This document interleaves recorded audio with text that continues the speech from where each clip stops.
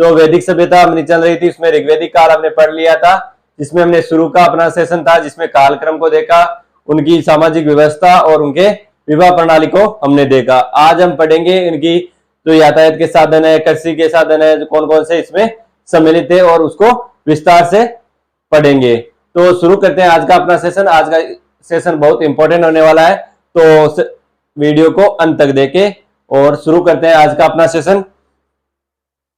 तो कौन सा चल रहा था अपना? ऋग्वेदिक कालीन, ऋग्वेदिक जो काल चल रहा था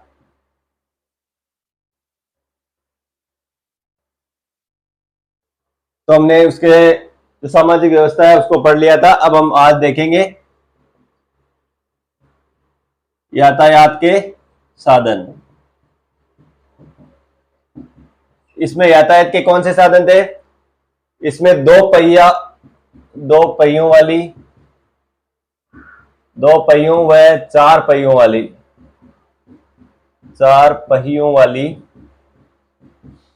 बैलगाड़ी ये क्या काम में लेते थे? दो पहियों व चार पहियों वाली बैलगाड़ी का इस्तेमाल करते थे। क्या करते थे? दो पहियों व चार पहियों वाली बैलगाड़ी का इस्तेमाल करते थे। इसके अलावा इनकी जो भाषा थी वो क्या थी? इनकी भाषा क्या थी? इनकी भाषा संस्कृत थी। कौन सी थी?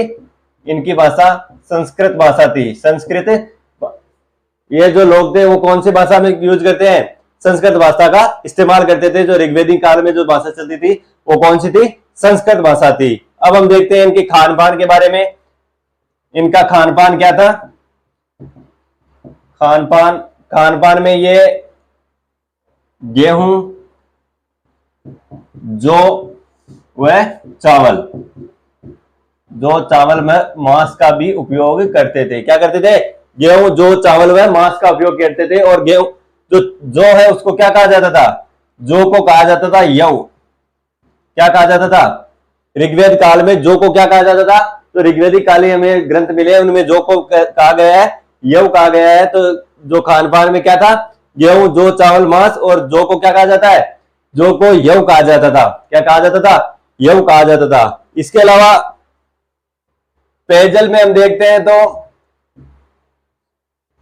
पेयजल में ये क्या करते थे? जो सोमरस का उपयोग करते थे। क्या करते थे? सोमरस।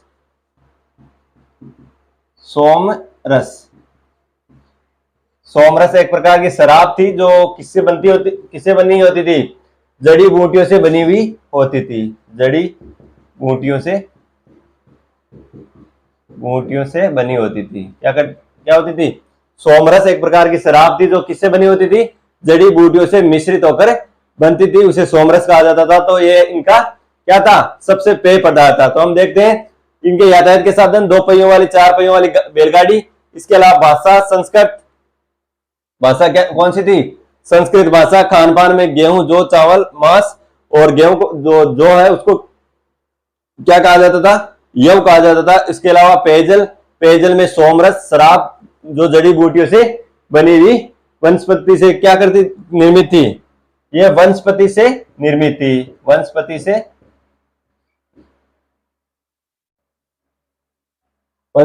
से निर्मित थी। इनके अलावा यहाँ की जो प्रसिद्ध नदी है, नदी कौन सी नदी है? प्रसिद्ध नदी, सबसे ज्यादा जो नदी का उपयोग हुआ है वो है सरस्वती नदी।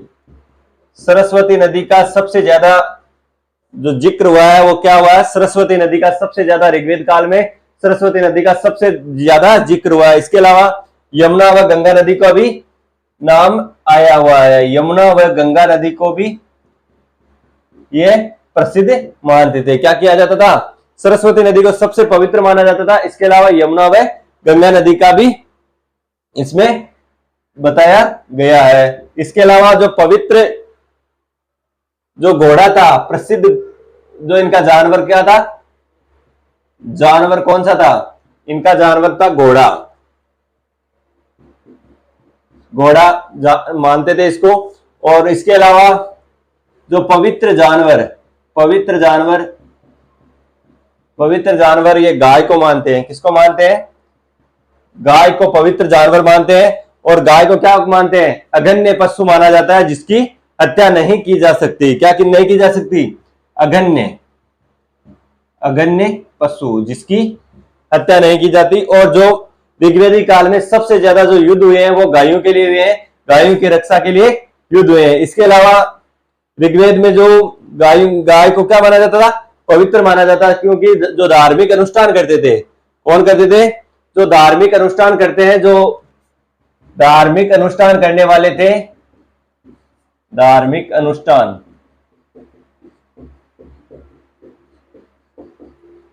करने वाले को गाय दान में दी जाती थी। गाय क्या क्या किया जाता था? गाय को दान में दिया जाता था।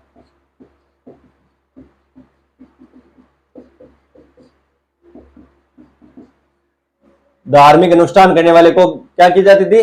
जो गाय है वो दान में दी जाती। अब हम देखते हैं दसरा के युद्ध के बारे में। तो इनकी जानकारी कहां से मिलती है? जो दसरा के युद्ध है उसकी जानकारी हमें कहां मिलती है? जानकारी कहां से मिलती है? जानकारी मिलती है ऋग्वेद के 7वें मंडल से।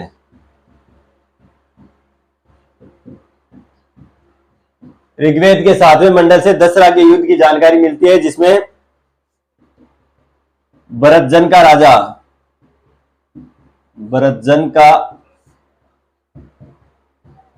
राजा सुदास, भरतजन के राजा सुदास का, जो भरतजन का राजा होता है सुदास, वो क्या करता है? अपने पुरोहित को, उसका पुरोहित होता है विश्वामित्र,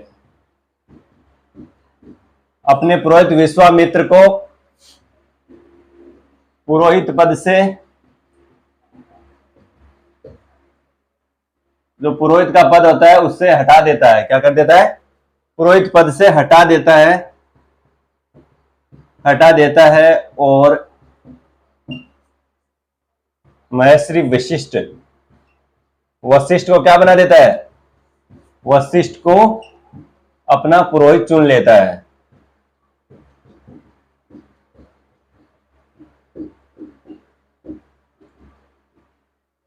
जो भरतजन का राजा सुदास होता है वो क्या करता है? भरतजन का राजा सुदास अपने पुरोहित को पद से क्या कर देता है? हटा देता है। तो पुरोहित कौन होता है? इसका विश्वामित्र होता है और उसको पद से हटा देता है। इसके स्थान पर महर्षि वशिष्ठ को वो अपना पुरोहित बना लेता है।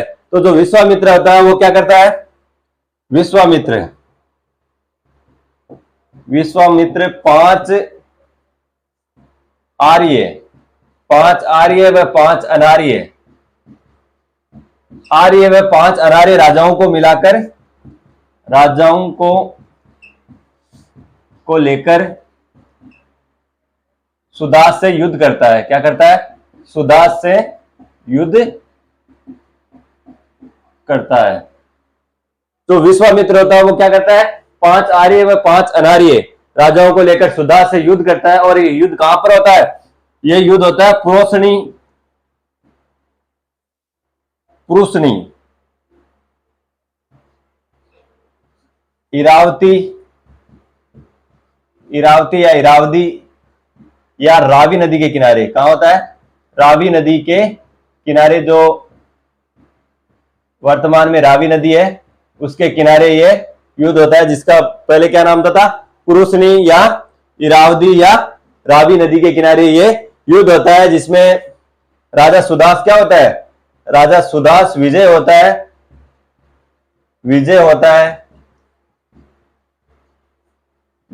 है और भरतजन व कुरुजन, भरतजन प्लस कुरुक्षेत्र को मिलाकर कुरु का निर्माण करता है। क्या करता है? कुरु का निर्माण करता है। तो एक बार फिर से देखते हैं दसरा के युद्ध के बारे में। दसरा के युद्ध की जानकारी मिलती है जो ऋग्वेद के 7वें मंडल से हमें जानकारी मिलती है, जिसमें सुदास जो राजा होता है, भरतजन का राजा, वो अपने पुरोहित विश्वामित्र को निकाल देता है और उसके स्थान पर महर्षि वशिष्ठ को वो अपने पुरोहित के रूप में चुन लेता है। तो विश्वामित्र गुस्से में आकर क्या करता है? 5 आर्य व 5 अनार्य राजाओं को एकत्रित करके वो राजा सुदास के सामने युद्ध करने के लिए चला जाता है और इसमें राजा क्या होता है? राजा सुदास विजय होता है। क्या होता है? राजा सुदास विजय होता है और वो ब्रजन व कुरुक्षेत्र को मिलाकर कुरु का निर्माण करते हैं। अब ऋग्वेद कालीन राजनीतिक व्यवस्था कैसी थी? राजनीतिक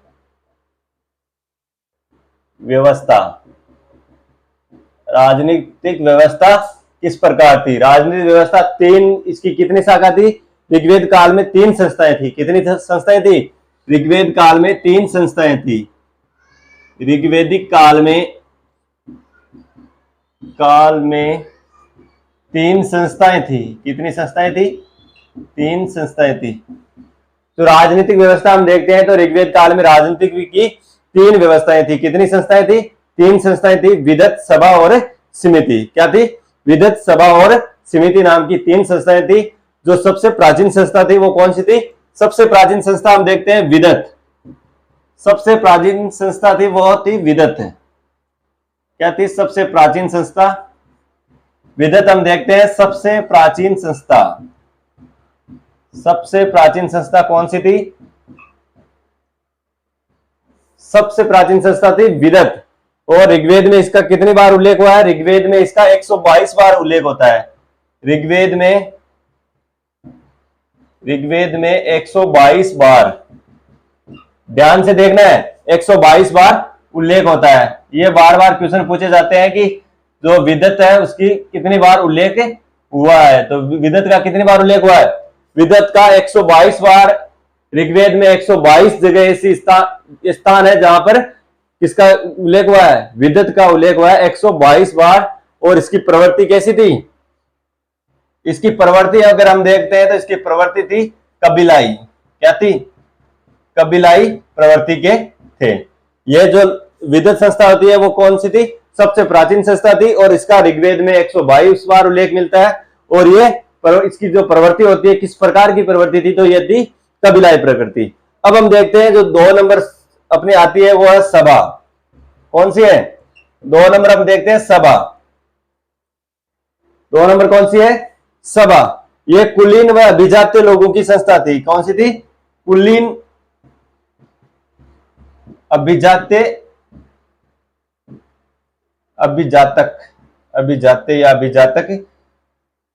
कुलीन लोगों की संस्था थी।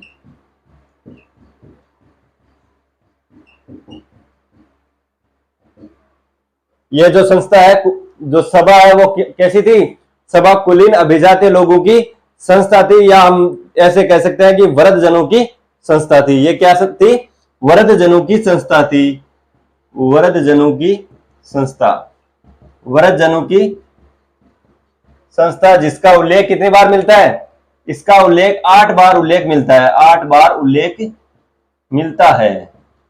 8 बार उल्लेख मिलता है किसका? सभा का ऋग्वेद में 8 बार उल्लेख मिलता है। और इसे क्या कहा जाता था?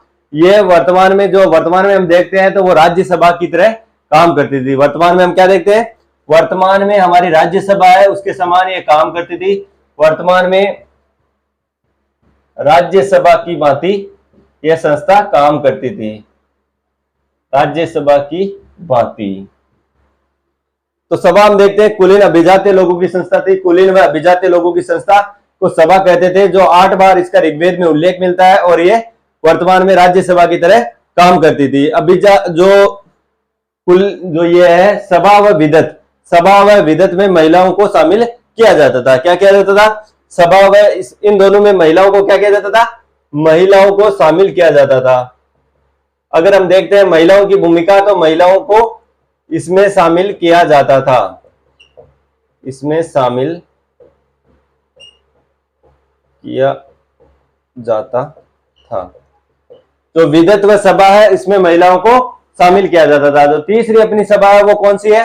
तीसरी सभा है समिति। कौन सी सभा है? तीसरी सभा हम देखते हैं समिति। यह साधारण लोगों की सभा होती थी। किन लोगों की? साधारण लोगों की सभा। साधारण लोगों की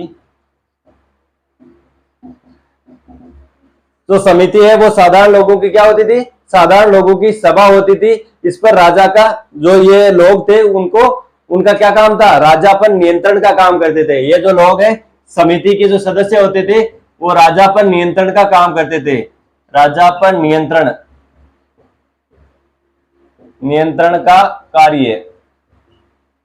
समिति क्या करती थी? साधारण लोगों की सभा होती थी और राजा पर नियंत्रण का काम करती थी। क्या करती थी? राजा पर नियंत्रण का काम करती थी। और इसका कितनी बार उल्लेख हुआ है? इसका 9 बार उल्लेख हुआ है। 9 बार उल्लेख मिलता है। कितनी बार उल्लेख मिलता है? 9 बार इसका उल्लेख मिलता है। वर्तमान में ये लोकसभा की भांति काम करती है। जो वर्तमान की भी अपनी ये जो समिति है वो लोकसभा की भांति काम करती थी। लोकसभा की भांति काम करती थी।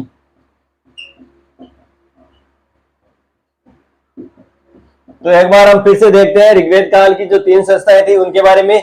विदत, सभा व समिति। विदत सबसे प्राचीन संस्था मानी जाती है और सभा कुलीन अभिजातीय लोगों की सभा होती थी और समिति क्या थी? साधारण लोगों की सभा को समिति कहा जाता था, जिसमें सभा का 8 बार उल्लेख मिलता है और समिति का 9 बार उल्लेख। व्यवस्था, व्यवस्था थी तो सबसे छोटी इकाई अगर व्यवस्था की सबसे छोटी इकाई हम देखते हैं तो वो क्या थी? सबसे छोटी इकाई थी कुल। क्या थी? सबसे छोटी इकाई कुल थी। कुल के बाद में बहुत सारे कुल मिलकर क्या करते थे? गांव का निर्माण करते थे। क्या करते थे? ग्राम का निर्माण करते थे। बहुत सारे कुल मिलकर क्या करते थे? बहुत सारे कुल मिलकर गांव या ग्राम का निर्माण करते थे। और बहुत सारे ग्राम मिलकर क्या करते थे? बहुत सारे ग्राम मिलकर विश्व का निर्माण करते थे। जो बहुत सारे कुल मिलकर ग्राम, वह बहुत सारे ग्राम मिलकर विश्व का निर्माण करते थे। और बहुत सारे विश्व मिलकर क्या करते थे? विश्व मिलकर जन का निर्माण करते थे। क्या करते थे?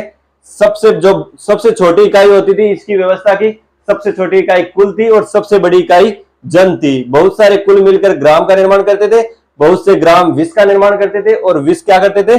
जन का निर्माण करते थे। तो अब हम देखते हैं ऋग्वेद में इनकी कितनी बार उल्लेख मिलता है। ऋग्वेद में जो विश्व है, विश्व का उल्लेख मिलता है 170 बार। कितनी बार उल्लेख मिलता है? विश्व का 170 बार।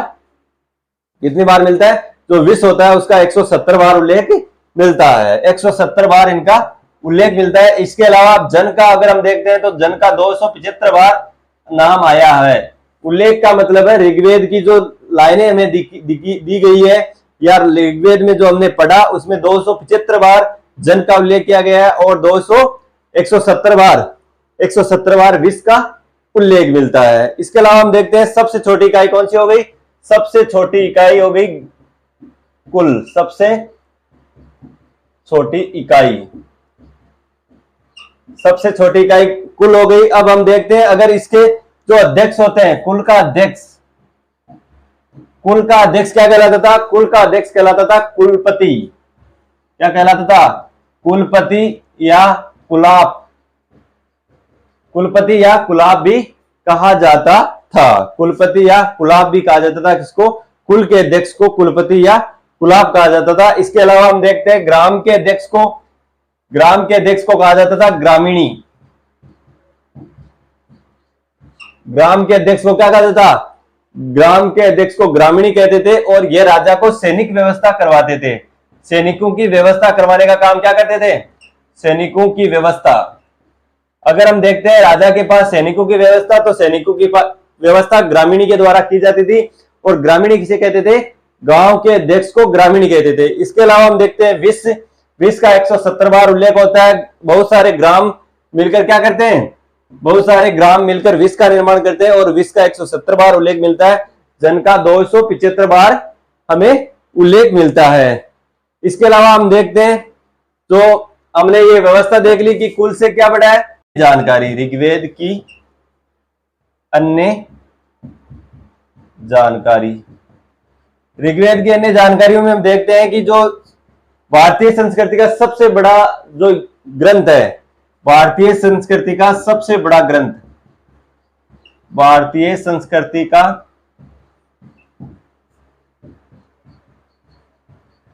सबसे बड़ा ग्रंथ, सबसे बड़ा ग्रंथ कौन सा है? ऋग्वेद। ऋग्वेद की रचना इसी काल में हुई, इसी काल में होती है। जो भारतीय संस्कृति का सबसे बड़ा ग्रंथ है ऋग्वेद, उसकी क्या होती है? उसकी रचना इसी काल में होती है। इसी कारण ये जो ऋग्वेद है वो बहुत ज्यादा इंपॉर्टेंट हो जाता है। इसके अलावा इसमें जो देवताओं का नाम आया है वो है सबसे ज्यादा इंद्र। इंद्र का हम देखते हैं तो इंद्र का उल्लेख कितनी बार हुआ है? 250 बार इंद्र का उल्लेख हुआ है। कितनी बार उल्लेख मिलता है? 250 बार इंद्र का उल्लेख मिलता है। इसके अलावा अग्नि देवता का उल्लेख भी मिलता है। अग्नि देवता का उल्लेख मिलता है 200 बार। कितनी बार मिलता है? अग्नि देवता का उल्लेख मिलता है 200 बार। इंद्र देवता का उल्लेख मिलता है 250 बार। कितनी बार? इंद्र का 250 बार और अग्नि का 200 बार। इसके अलावा सरस्वती नदी, सिंधु, यमुना व गंगा नदी का भी उल्लेख मिलता है। सरस्वती नदी, सिंधु नदी, यमुना नदी और गंगा नदी। अब हम देखते हैं ऋग्वेद काल की जो नदियां हैं उनके प्राचीन नाम के बारे में। सबसे पहले हम देखते हैं झेलम। झेलम नदी को किस नाम से जाना जाता था? वितस्ता, रावी को प्रोशनी व इरावदी, चिनाब का अश्किनी, व्यास का विपाशा, गंडक का सदानीरा, काबुल का कुंभा, सोन का सुषुमा। क्या नाम था? सोन का सुषुमा। उसके अलावा सरस्वती का दृष्टवती नदी, सतलज का शत्रुदी नदी और गोमल का गोमती नदी। ये थी प्राचीन नदियां जो ऋग्वेदिक काल में किन नाम से जाना जाता था। एक बार फिर से देखते हैं। झेलम का वितस्ता, रावी का प्रोशनी, चिनाब का अश्किनी, व्यास का विपाशा, गंडक का सदानीरा, काबुल का कुंभा, सोन का सुषुमा, सरस्वती का दृष्टवती, सतलज का शत्रुदी और गोमल का गोमती नदी। तो ये था आज का अपना सेशन। तो आशा करता हूं कि आज का सेशन आपको बहुत अच्छा लगा होगा। तो हमारी जो ऋग्वेदिक काल है और अब हम कल पढ़ेंगे उत्तर वैदिक काल। हमने वैदिक काल को पढ़ लिया, उत्तर वैदिक काल हम कल विस्तार से देखेंगे। तो आज का सेशन आपको कैसा लगा? अगर अच्छा लगा तो अपने दोस्तों को जरूर शेयर करें और कमेंट बॉक्स में जरूर बताएं। पढ़ते रहे, मस्त रहे। Thank you for watching.